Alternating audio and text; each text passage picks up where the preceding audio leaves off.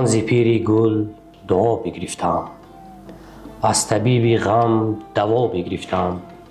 ناله میگیرد گریبان نفس، از نی عفت نوا بگرفتم. در چشم ابرسا ارزان مگیر، ارزشی بهر بها بگرفتم. شام صبر آمد به فتوای وصال، مژدگانی از صبا بگرفتم. سطر آه آشفت در موج سخن، از لغات دل بیا بگرفتم. حسن صبرین در گلی رو زد هوس، درس مشکل از حنا بگرفتم.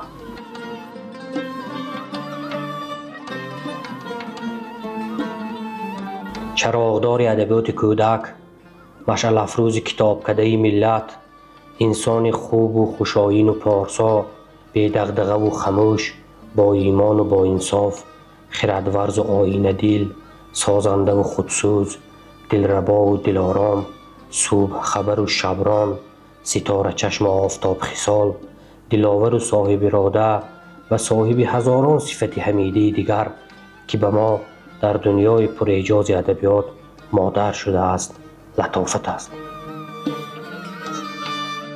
خاک تو گنج خیز، صبح تو عطربیز، روی دشت و چمن لاله‌ات خنده‌ریز.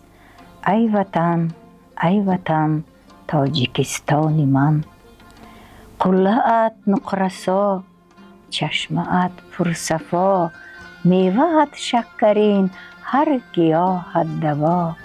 ای وطن تاجیکستان من، کشوری خاوری، لهجه تو دری، بر تو خلق جهان می کند باوری.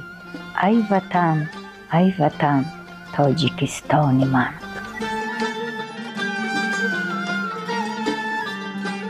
لطافتی که ملتش به ملت باران رفته میرسد و مهر و محبت، دانش و خرد و جود و سخایش را با شیوه نازنین بارانی میبارد.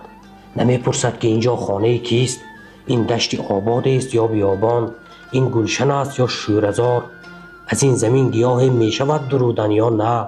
چنین اندیشه ها به او بیگانه است.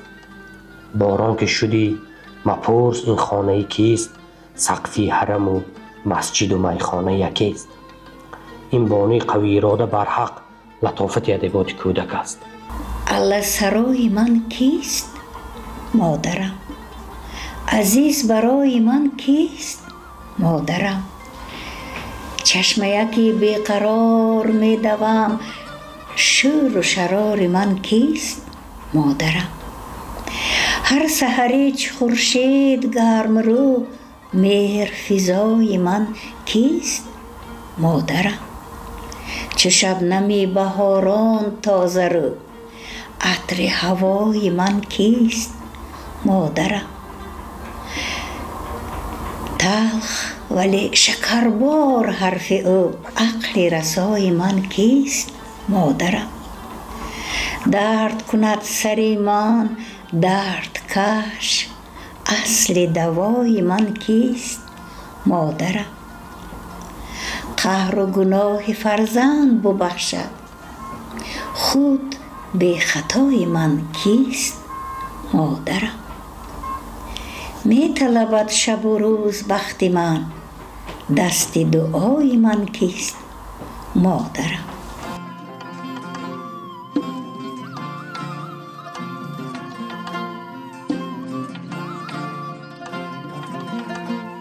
لطافت که اینجا و تخلص شاعری صبرین 8 یونیو سال 1950 در ناحیه قانچی دوشت امروزه تولد یافت.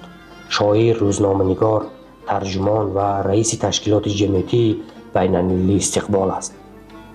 پس از 10 سال تحصیل در مکتب رقمی یکی همین ناحیه و دانشگاه ملی تاجیکستان داخل شده شعبه ژورنالیستیک را با دیپلم اعلی ختم کرد و با راخت دانشگاه به کمیته رادیو و تلویزیون تاجیکستان آمد. فیلیالی در تاشکند بوده اینستیتوت رادیو و تلویزیون امید اتفاقی را سال 1972 ختم کرد. در مجله جوانان نورسان استقبال که در گذشته مشعل نام داشت به حیث سردبیر سالها کار کرد. مؤلف کتاب‌های نظمی و نثری، لاله عروسک، ترانه‌ها، مرجان رنگه، شراره خاطره ها، صندوقچه مروارید، حریر ناز، صدبرگ حیا، الفبای زودآموز، صدرنگ پفک، بحر یوسفک و دیگر کتاب هاست. نامبرده در دوام 35 سال آخر راهبری تشکیلات جمعیتی بین‌المللی استقبال را بر ذمه داشته، در این مدت 500 نامگوی کتاب را با تعداد 1,700,000 نسخه با صفت و مضمون بلند هم برای کلانسالان و هم برای کودکان نورسان انتشار داد. برای ترغیب آثار شاعران، نویسندگان کلاسیک و ادیبان معاصر حصه گذاشت. لطافت کنجه به بار اول قالب‌های معمولی را از هم ریخت و سال 1997 کتاب صندوقچه مرواریدش آراسته از تیزگویی کوچستان، کیستان و بازی‌های و شکل‌های دیگری شعری برای دوست رویکان پیشنهاد شد. این کتاب با توصیه وزارت معارف و علم جمهوری چون دستوری آموزشی برای مؤسسه‌های تعلیمی میانه تصدیق گردید. محصلین تاجیک از این کتاب زیاد استفاده می‌کنند. پیسی او افسانه تلانور غالب آزمون یونسکو به وزارت فرهنگ بوده 3 بار بازنشر شده است. لطافت مؤلف 75 کتاب برای کودکان نورسان میباشد. بیش از 700 مقاله و آچر نیز انشا نموده است. موصوف در کار ترجمه بدیعی نیز فعال بوده، آثار ادیبان جهان را به تاجیکی ترجمه کرده است. با تخلص صبرین غزل‌های عاشقانه هم میگوید. تا امروز 20 کتاب چاپ کرده این ناشری معروف کتاب سال تاجیکستان برگزیده شده است. 15 شاگرد پرورده شاعر در آزمون جمهوری فروغ صبحی دانای کتاب است پیروز شده‌اند که جای افتخار است. زمان هفته‌نامه دلسوز را برای آدمان دارای امکانات محدود راه اندازی کرده برای آنها منبر نغزی را ساخته بود. در این جریده بهترین قصه، لوحه و شعرها چاپ می‌شدند. اثرهای لطافت به زبان‌های روسی، انگلیسی، ازبکی، چخی، اسپانی، بلاروسی، اوکراینی و با خط فارسی ترجمه و نشر شدند. از سال 1996 عضو اتفاق نویسندگان تاجیکستان و عضو اتفاق ژورنالیستان تاجیکستان از سال 1982 میباشد. خدمت‌های نمایانش در ساحه مطبوعات و شعر و ادب با مدل خدمت شایسته قدر دانشته است. دارنده عنوان‌های افتخاری اعلاچی معارف خلق سیسر، اعلاچی فرهنگ جمهوری تاجیکستان، اعلاچی مطبوعات جمهوری تاجیکستان، برنده جایزه اتفاق ژورنالیستان تاجیکستان به نام ابوالقاسم لاهوتی و بیشتر از 50 نشان و مدال و مکافات و دیپلم‌های زمان شوروی و استقلال میباشد.